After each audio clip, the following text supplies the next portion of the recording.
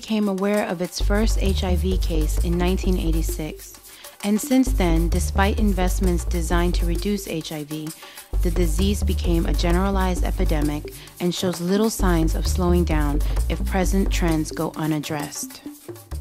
Today, Belize has an HIV prevalence rate of 2.4%, making it the highest per capita HIV prevalence rate in Central America and the third highest in the Caribbean. Well, that day or so, I start crying because I never know how to tell my parents. So I start cry, catch a bad headache, and I feel bad about it.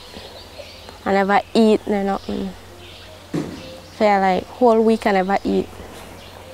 When 15-year-old Jennifer found out that she had contracted HIV from her 23-year-old boyfriend, she was taken to Myrna Manzanares for counseling to not only regain her appetite, but also her desire to live.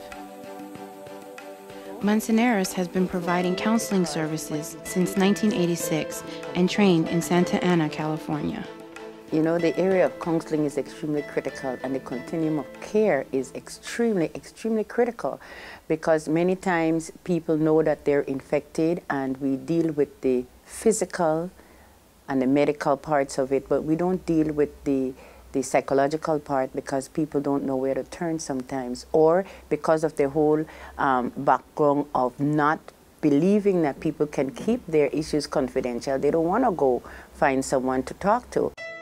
We don't have a solid base of counselors across the board, people who are well trained. We have counselors who are trained generally, and they're working in the schools and stuff like that. But when it comes to HIV or AIDS, we don't have those types of people. We need very, very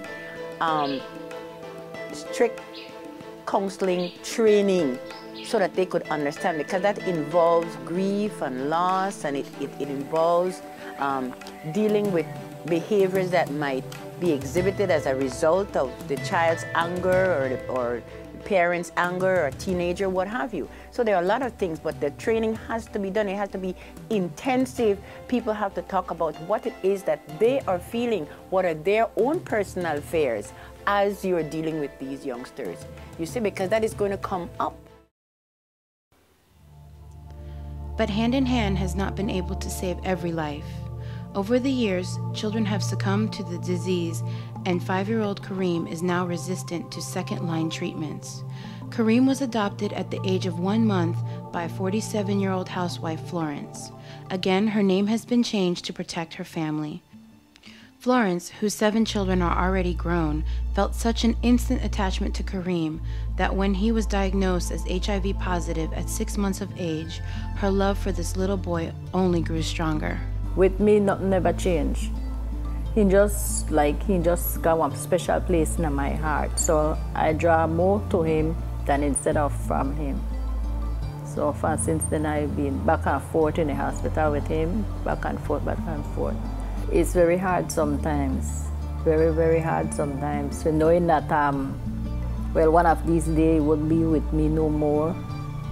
And sometimes I sit and I watch him. He called for certain things. I gave it to him just to say, well, I know that he just have a short span, but I will give him whatever he needs, whatever he wants. Florence says that over the past 3 months, Kareem has deteriorated rapidly, and doctors advised her to take him off the medication and prepare for the worst. Sometimes I sit and I wonder, what would I do without him around? Because I already used to him. I don't know what I would do.